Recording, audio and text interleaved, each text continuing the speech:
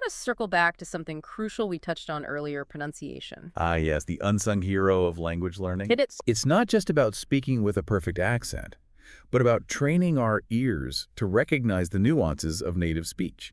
Precisely, think about those reductions and connected speech patterns we talked about. Right. If you don't have a good grasp of how sounds change and blend together, it's like trying to read a sentence with half the letters missing.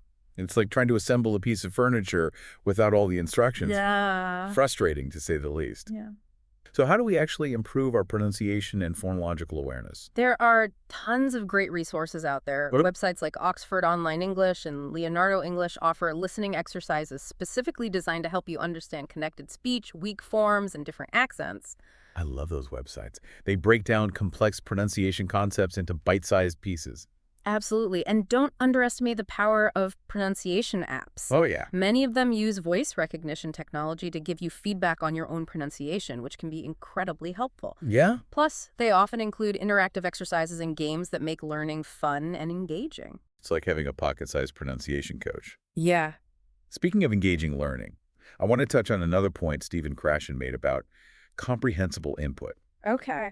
He emphasized the importance of choosing content that genuinely interests you, not just something that's grammatically correct. That's so important. Think about it when you're truly engrossed in a book, a movie, or even a podcast.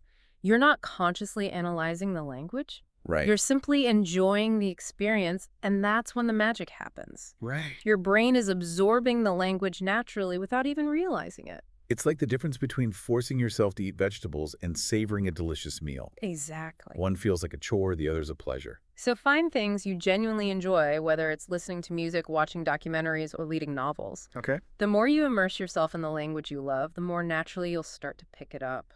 So ditch the boring textbooks and find something that sparks your passion.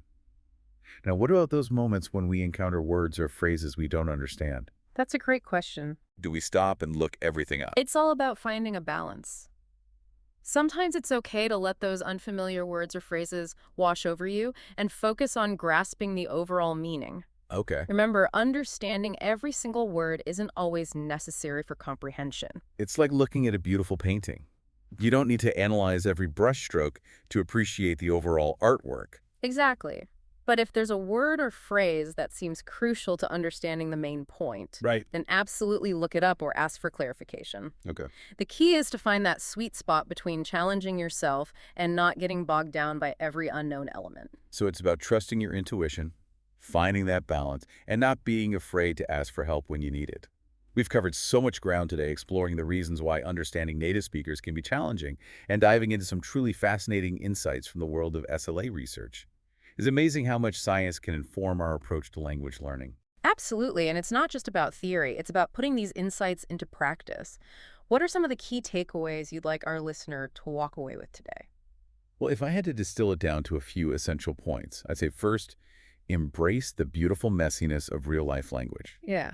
Don't let those connected speech patterns, slang terms, or regional accents intimidate you. They're all part of what makes a language rich and vibrant. I love that, and celebrate the quirks and imperfections. Second, remember that language learning is a journey, not a destination. Be patient with yourself, experiment with different strategies, and find what works best for you. There's no one-size-fits-all approach. And most importantly, find ways to make language learning fun and engaging. Okay. Choose content that sparks your interest, connect with other learners, and create an immersive environment that keeps you motivated and inspired. Beautifully said. Yeah. And on that note, it's time for our final thought, something to chew on as you continue your language learning adventures. Remember how we talked about Krashen's idea of comprehensible input and choosing content that truly captivates you? Absolutely. He talked about those moments when you're so absorbed in a book or a movie that you forget you're even engaging with another language. Yes, it's like entering a flow state where learning feels effortless and joyful. Yeah, Those moments are pure gold. they really are. So my question for you today is this: what kind of immersive, captivating learning experiences can you create for yourself?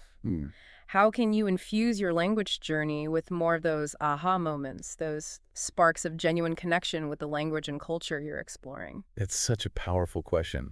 It reminds us that we have the power to shape our own learning experiences. We don't have to be passive recipients of information. We can actively seek out those moments of joy, curiosity, and deep engagement. Exactly, because when we're truly passionate about something, learning becomes an adventure, not a chore. And that's when the real magic happens. Beautifully said. On that inspiring note, we'll wrap up this deep dive into the fascinating world of understanding native speakers. We hope you've gained some valuable insights and practical strategies to enhance your own language learning journey. It was a pleasure being here. Thank you so much for joining us. It's always a pleasure. Likewise. Remember, it's a journey of exploration, discovery, and connection. Embrace the challenges, celebrate the victories, and never stop learning. Could have said it better myself. Until next time, keep those ears tuned, those minds open, and those language fires burning bright.